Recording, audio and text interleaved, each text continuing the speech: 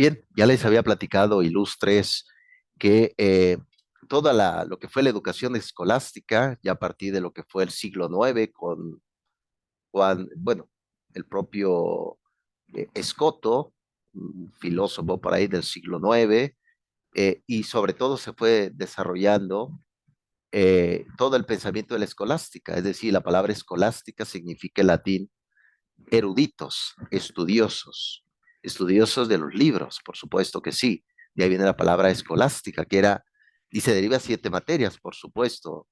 Eh, el trivium, gramática, retórica y dialéctica, quadrivium, aritmética, geometría, astronomía y música. Pues bien, el autor de este tipo de un perfil histórico de la guerra cristera es Juan González Morfín, que es precisamente un escolástico.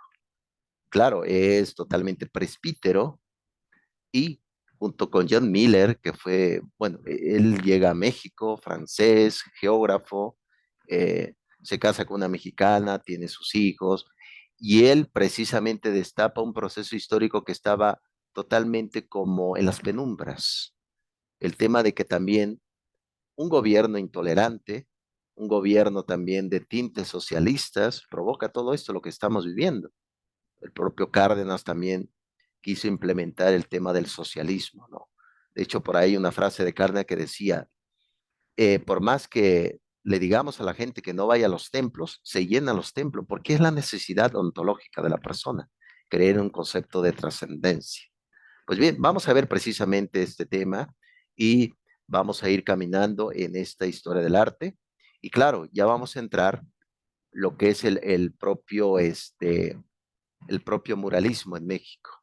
Por ahí viene la lectura, por supuesto que sí, en el tema del Ulises criollo o el propio José Vasconcelos, que curioso, cuando veamos ya José Vasconcelos y el muralismo, porque él precisamente surge un auge a partir de 1921, en la época del presidente Álvaro Obregón, va a surgir ya un proceso de como una independencia intelectual, y lo comenta muy bien Leopoldo Sea.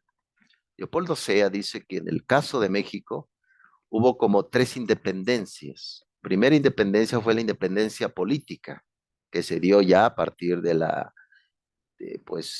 la independencia ya a partir de 1810, ya y ya después los planes de las vísperas, 1811, y luego viene una independencia, se podría decir, intelectual, buscar y pensar desde donde estemos, ¿no? Muchas veces se piensa el mundo desde el extranjero, un mundo distinto a donde estamos. Y claro, luego va a venir la independencia social, que es, en el caso del arte, hacer arte, pero desde México, ¿no? Como se ve, el tipo de comunidades, etcétera. Pues bien, aquí vemos precisamente ya que hubo todo el auge y el conflicto precisamente de este tipo de movimiento que fue movimiento de personas, personas que tuvieron pues grandes virtudes desde el punto de vista, por ejemplo, del propio catolicismo. Por ejemplo, Anacleto González es santo de la Iglesia Católica, ¿no? Por su testimonio, etcétera. El beato Miguel Agustín Pro, que ahorita lo vamos a ver, la palabra beato significa en latín clásico y también tiene origen griego, bienaventurado. Beato significa bienaventurado. Pues bien, aquí vemos, si pueden observar precisamente el signo, la Virgen de Guadalupe, ese signo también representado y está muy dentro del folclore en México y representa precisamente no solamente un ser superior, ¿no?, en virtudes, sino representa, del punto de vista antropológico, también la esencia de la madre, ¿no? La madre que está ahí, la madre que te escucha, te espera, te perdona, y nos recuerda muy bien lo que comentó el antropólogo Víctor Alejandro Paya, de la FES Acatlán, donde escribió precisamente ese libro, El don y la palabra, donde analizaba también el tema de los prisioneros, ¿no? En el Estado de México, los que están en prisión. Qué curioso, ahí también es un tinte y un inicio de muchas sectas. El caso, por ejemplo, el culto a la muerte. La muerte, dice Víctor Alejandro Paya, representa también a la madre, ¿no? Por eso es como, todos se han olvidado de mí. La única persona que me recuerda, o o cree en mí, es mi madre. No, ese tipo de signos se dan cuenta cómo está representado ahí. Claro, es una totalmente representación eh, tipográfica, etcétera, pero ahí está precisamente en esta bandera de los propios cristeros.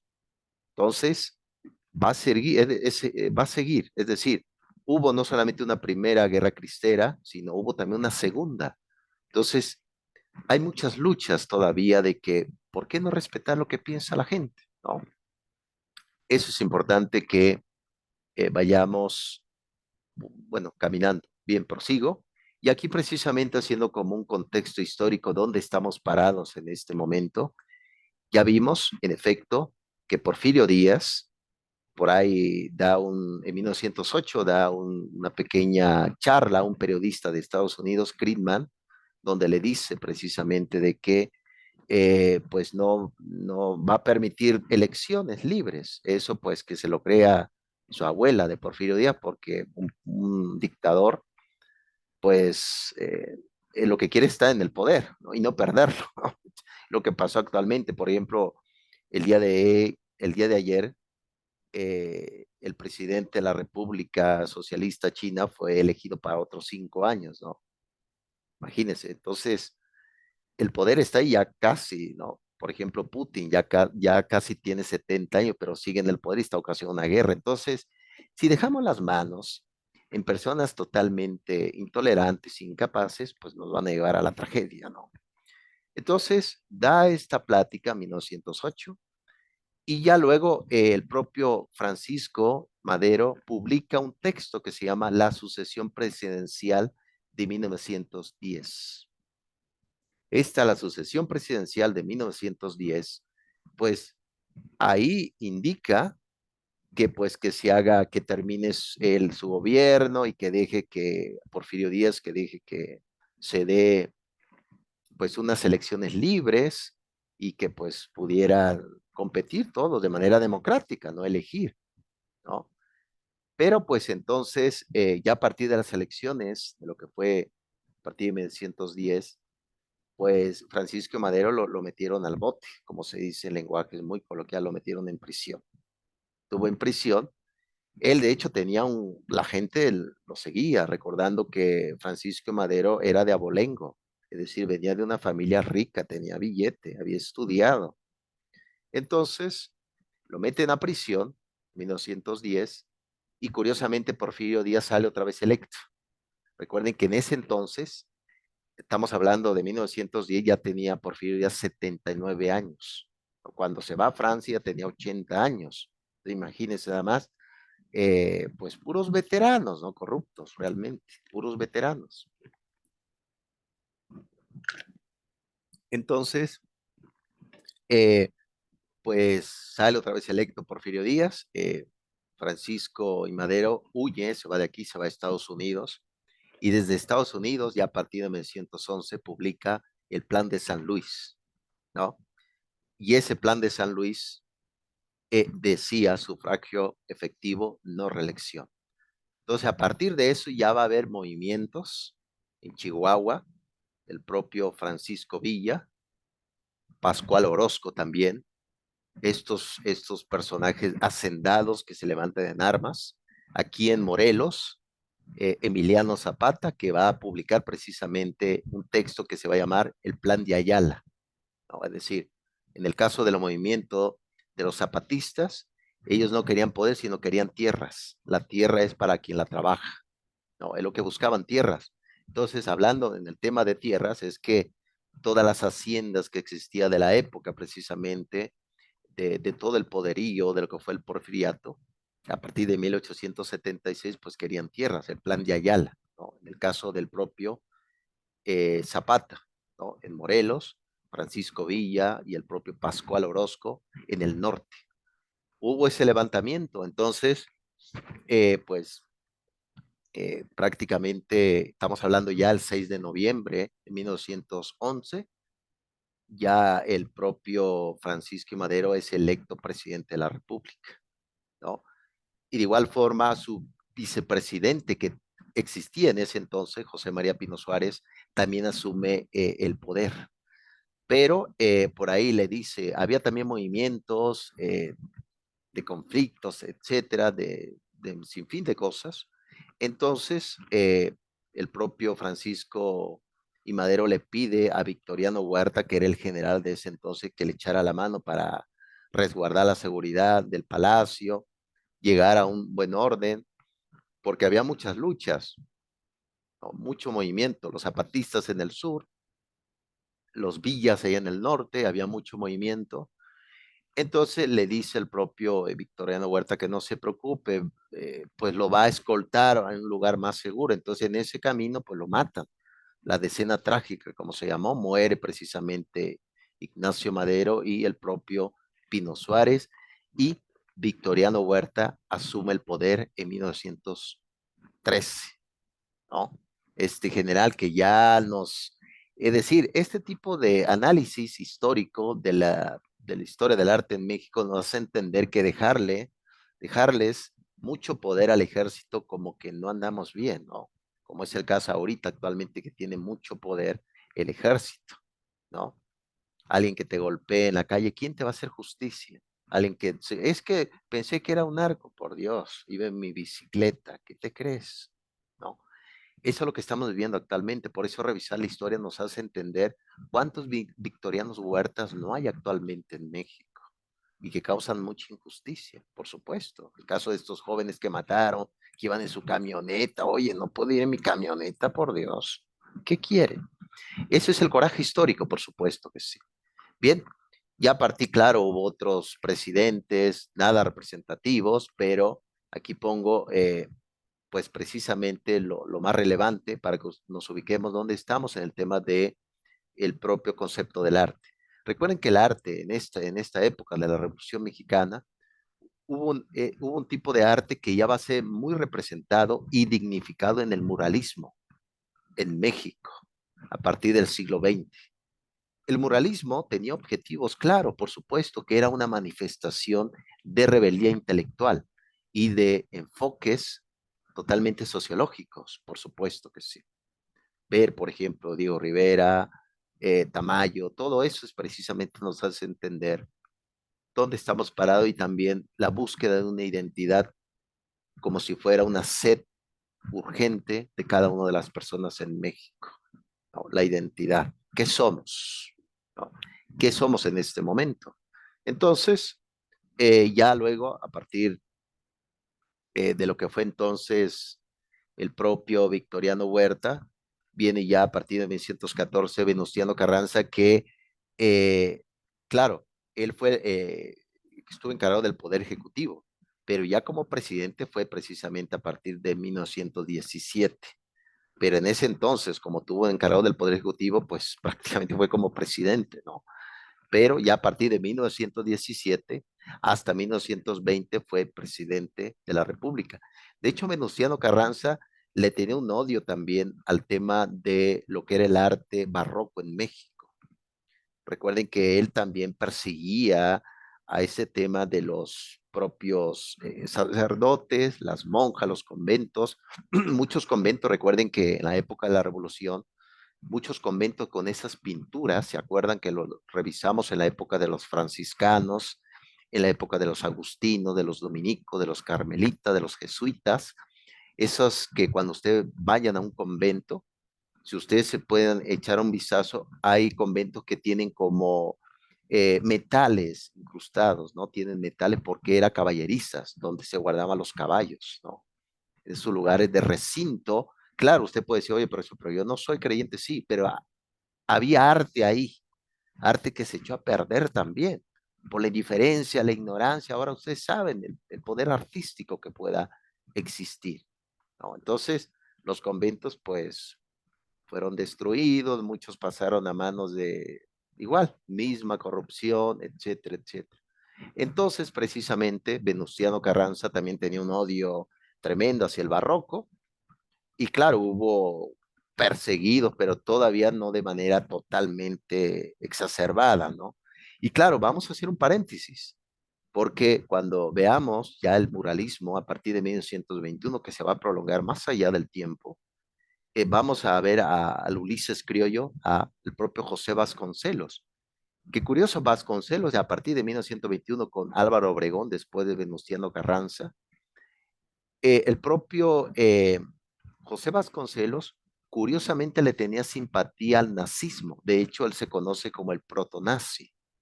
Si ustedes revisan sus ideas, tiene mucha simpatía sobre el nazismo, ¿no? Y claro, bueno, el propio Vasconcelos no era un rubio, no era la raza aria.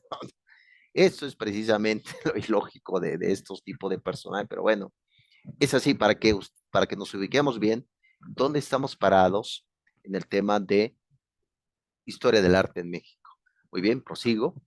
Y también vemos precisamente que con Venustiano Carranza, ya a partir de 1917, que viene precisamente a reformular lo que fue el ideal de 1857 hasta el 5 de febrero de 1917, viene precisamente, se promulga como que una actualización de la Constitución mexicana, que ahorita la han manoseado, déjenme decirles. Suena muy feo, pero la han manoseado mucho. Más el artículo 3, ¿no? Es decir, la educación debe de ser obligatoria hasta nivel universitario. Entonces, oye, profesor, sí. Ah, ok, perfecto. Entonces, hagamos la Universidad para el Bienestar Benito Juárez García.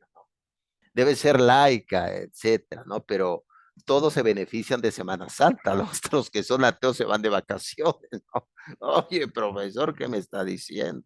Pues sí, no es laica, pero no, son concepciones en efecto descriptivas. Hasta el ateo se va de vacaciones, ilustra Alexis, ¿no? Hasta el ateo descansa, ¿no? De Dios, ¿no?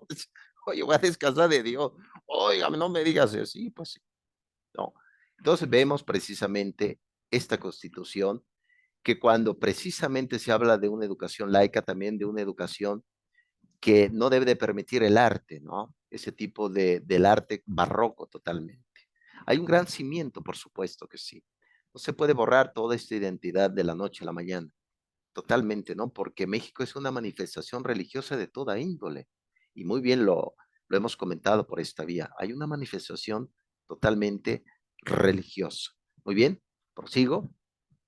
Y también vemos precisamente que uno de esos atentados que se dio precisamente en la época del propio Álvaro Obregón, que ya venía, ya se dan cuenta, ya venía como la intolerancia al tipo de la manifestación totalmente religiosa, artística, se dio a partir de 1921, eh, puso este joven Luciano una bomba en un arreglo floral, eso fue precisamente la antigua basílica, ¿no? Que ya lo hemos revisado precisamente, esa antigua basílica, que ahorita actualmente son dos, se empezó la construcción en 1532 por Fray Juan de Zumárraga, que fue el primer obispo, pues de esa época, de la época de la colonia, puso una bomba y pues la bomba explota, pero con una intensidad tremenda. Curiosamente, para los que son realmente creyentes, esta figura hecha precisamente de metal y de plomo, cae y detiene el impacto del golpe. Si no hubiera detenido ese impacto, destruye lo que es precisamente el ayate de la Virgen de Guadalupe y detiene el gran impacto. Algunos dicen, los que son creyentes, aquí pues no sé qué pensarán de eso, pero simplemente le pongo aquí la manifestación de la guerra cristera, detiene el impacto y no le pasa nada a la Virgen de Guadalupe. Algunos dicen que su hijo la protegió, es lo que dice. Si pueden ir a la basílica, claro, con ojos también artísticos, se darán cuenta que cuando pasan precisamente por la imagen de la Virgen de Guadalupe, una vez pasando las escaleras del lado izquierdo, ahí van a encontrar esta vitrina donde van a ver esta cruz que está totalmente doblada, ¿no? Que detuvo totalmente el impacto, ¿no? Milagro o no milagro, eso es también para el sentimiento de cada uno de los creyentes. Pero aquí pasaba que, miren a las personas, son fotos precisamente el propio Enrique Krauser con la revista Clio, no sé si yo me acuerdo, miraba el programa de Clio, y pasaba todo ese documental de lo que era la época también de la revolución, gente también humilde, gente en su rostro, ¿no? Con un deseo también de esperanzas. Entonces, ese es precisamente el atentado que pasó en ese entonces en, en la antigua Basílica de Guadalupe. Muy bien. Y recuerden que la construcción precisamente de la basílica tiene también un tinte de como si fuera de navegación, no lo olviden, porque el primer papa, en el caso de la Iglesia Católica, fue un pescador llamado Pablo, perdón, llamado Pedro, fue eh, un pescador que pescaba bueno, era un mar, una laguna en el mar de Galilea, ¿no? Ahí pescaba y la mayoría de las construcciones, por ejemplo, en el tema del barroco, de los templos tenían un tinte como si fuera de un barco, como si fuera de una navegación, ¿no? Por eso no lo pierdan de vista cuando tengan esa forma como si fueran de un barco, nos remontan al primer papa que conoció a Cristo, ¿no? Llamado Pedro o Roca, ¿no? Que fue, si recuerden, ya les platiqué por acá, fue crucificado al revés, ¿no? Lo iban a matar en la época de Nerón, a partir de lo que fue en el año 68 de nuestra era, y él dijo, quiero que me crucifiquen al revés, ¿no?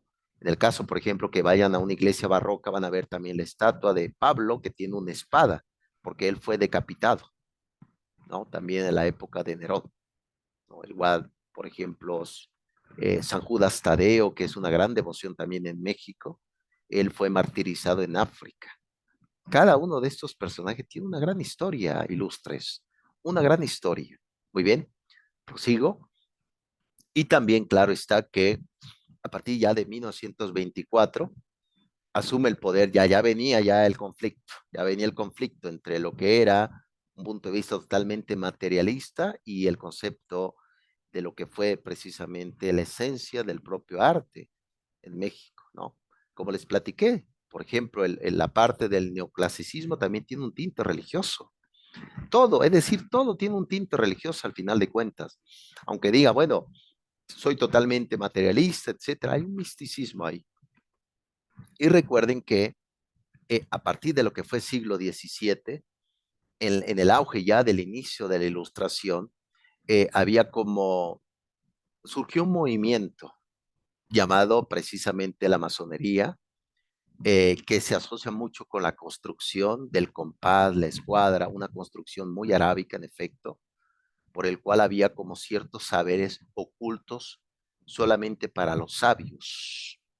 Plutarco Elías Calles, que aquí como que nos está mirando, y de igual forma vemos precisamente que la orden precisamente de esta masonería surge a partir del siglo XVII. ¿Cuál es la postura de este grupo? Hay un coraje, déjeme decirle, y eso yo lo he leído en Filosofía de la Religión. ¿Qué coraje sería? El coraje es que, ¿cómo es posible que Dios, es decir, Dios Jesucristo, para los que son católicos aquí, que Cristo es Dios para los católicos, hecho materia, le reveló la verdad a gente humilde, gente que no había ido a la escuela? Pedro era un grosero, era pescador. Si ustedes ven el lenguaje de un pescador, dice groserías.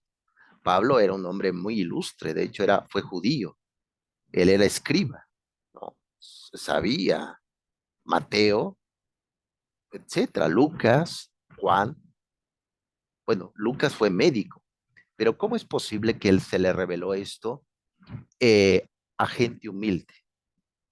Entonces de ahí viene que había otro secreto que Dios reveló, pero a los sabios. Y ahí viene precisamente la argumentación de la masonería, que dice, oye, yo me he preparado toda la vida, he leído muchos libros, ¿por qué no me van a dar a mí la verdad? ¿Y por qué se lo da a mi vecino que no fue a la escuela? Ese es el coraje de la masonería. Por eso la masonería dice que tiene secretos que solamente ellos conocen. Es claro que en mi lenguaje filosófico a eso le llamamos pelmazos. ¿Qué se cree? ¿Qué demonio? Bueno, se cree la caga fuerte que tenemos de la casa, a ver, quita el billete, eso es un secreto. Tontería realmente, pero la gente se lo cree, por Dios.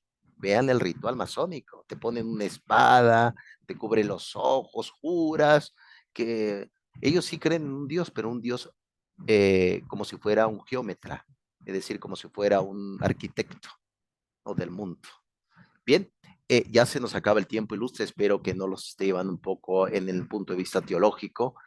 Abusado, esto no es catecismo, es historia del arte en México.